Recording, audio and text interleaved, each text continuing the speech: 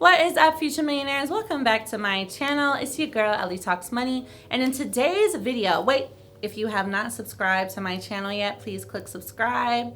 If you have not liked this video yet, please go ahead and like it right now. We are going to be going over the top tax write-offs that you need to keep in mind as a business owner or someone who's about to start a business, because listen, you got to keep the bag. You got to get the bag, but you also have to keep the bag. And these are some of the top tax write-offs that people often miss. So grab your notebook, grab a pen, and let's get into these gems. Ellie talks money to create the better days. Business, money, life, the Ellie way.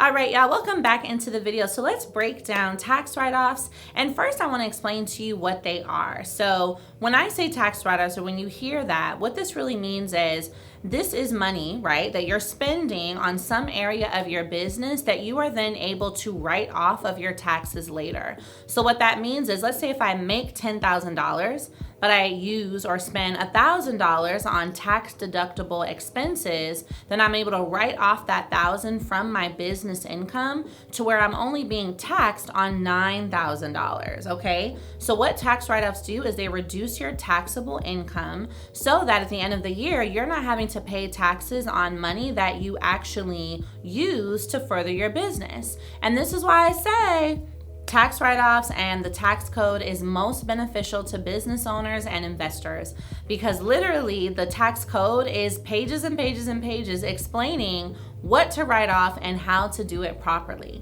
So let's get into some of the main ones that you might be missing out on, or if you're about to start a business, ones that you need to consider. Number one, you should know that you can write off your rent, okay? Writing off your rent means, and this does not mean all the rent payment that you pay is automatically a tax deduction. Let me break it down for you. So what you want to do is find the ratio of what you pay for rent based on the space you're using in your actual home. So you're going to take the square footage of your actual apartment, and then you're going to measure the square footage of the area or the room that you're using for business purposes. So if you work from home or you have a home office, this is what you would consider. Now, if you are just setting up a table in your bedroom, you really need to have like a dedicated area that's maybe divided off. So get a divider, get something that really separates this area from the rest of the home. A home office is best, but everyone's home situation is different. So keep that in mind.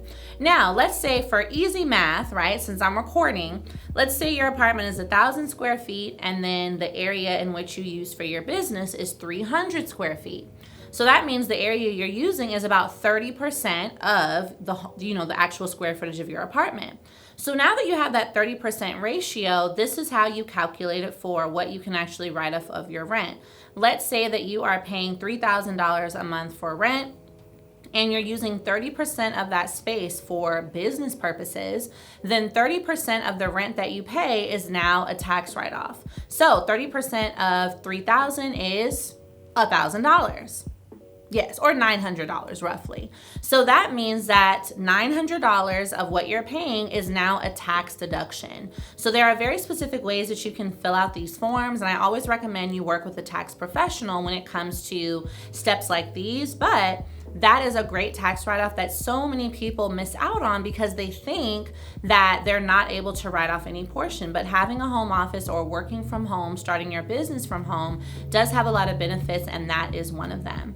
Now, another tax write-off that you need to know about is your meals. Listen, recently in 2022, the IRS changed the tax code where business meals are 100% tax deductible when you're eating with someone else, and then meals on your own are 50% tax deductible. So what that means is when we go out for a business brunch as business besties, as long as we are conducting business or talking about business and we're documenting what is happening, that meal is 100% tax deductible. So here are some ways that you can document actual business conversations at lunch or dinner or brunch or whatever the case is with business friends or business partners.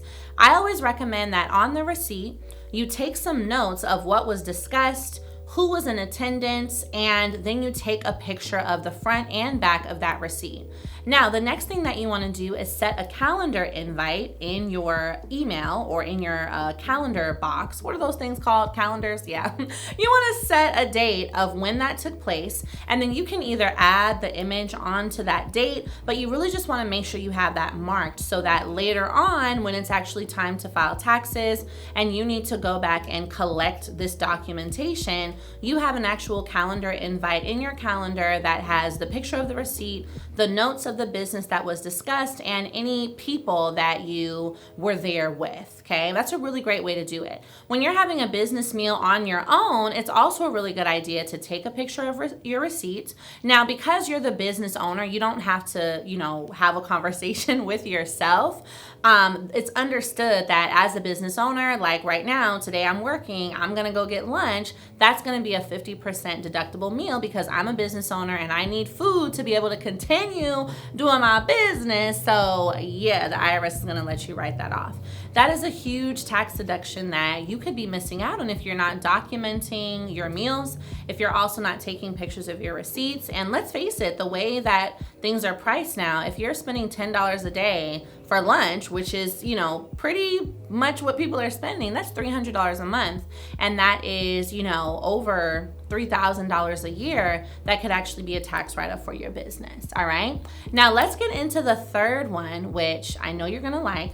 And this is you being able to write off your miles. Now, for me, I don't drive very far from home to work. It's about a 5-minute drive to my office, but I still calculate my miles. If you are someone that drives to meet clients or you drive to do events, even if you're driving to go pick up materials for the events, let's say if you're an event planner, all of those miles can be deducted. Now, the percentage per mile has been changed. I believe at one point it was 60%, and that might have been last year. So it could be a little bit higher now. You definitely want to double check. But for every mile that you drive, you are able to deduct 60% as of 2022.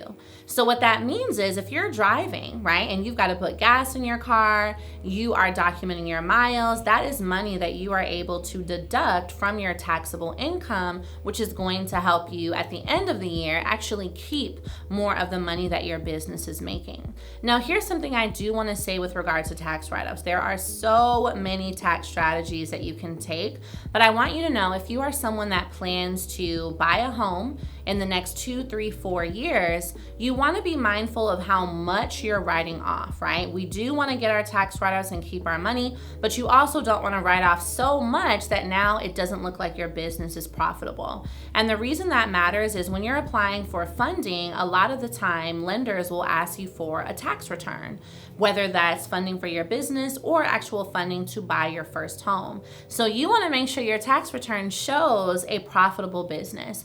Even if it means you might end up paying a little bit more in taxes, you kind of want to just track that and really keep in mind that it might be a sacrifice you have to make just for a short time to ensure that you're able to really get a great rate, you're able to get the loan you need, or you're able to buy the home that you need. So that's something to keep in mind. Now, one more tax write-off that I want to mention to you is with regard to the things you're probably spending on every single day.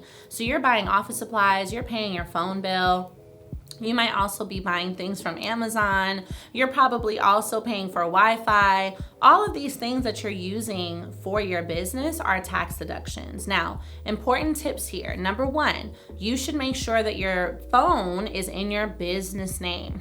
So you want to contact your phone provider, ask them to open up a business account, port your phone number over if you want to keep the same number. Now you have an actual phone in your business name. That'll help the tax deduction process a lot. Same with your Wi-Fi. If you are paying for home internet or home service, ask them about opening up a business enterprise account so that now you can have it in your business name since you are using this Wi-Fi for your business. That's going to help you a lot as well. We often overlook some of the smallest things that we might be using in taxes, using in our business that can be tax write-offs because we simply don't know.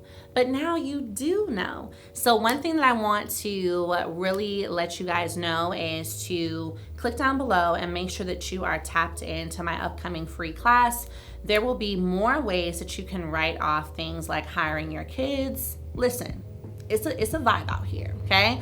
Hiring your kids, other expenses that you would never guess are tax deductible. I'll be going over those in more detail in class. So if any of these were new to you, I want you to comment below and let me know which ones were. And if you have questions, then comment part 2, and I will definitely make a part 2 to this video. Make sure you guys stay tuned for the next video coming up on my channel, and I will see you guys soon.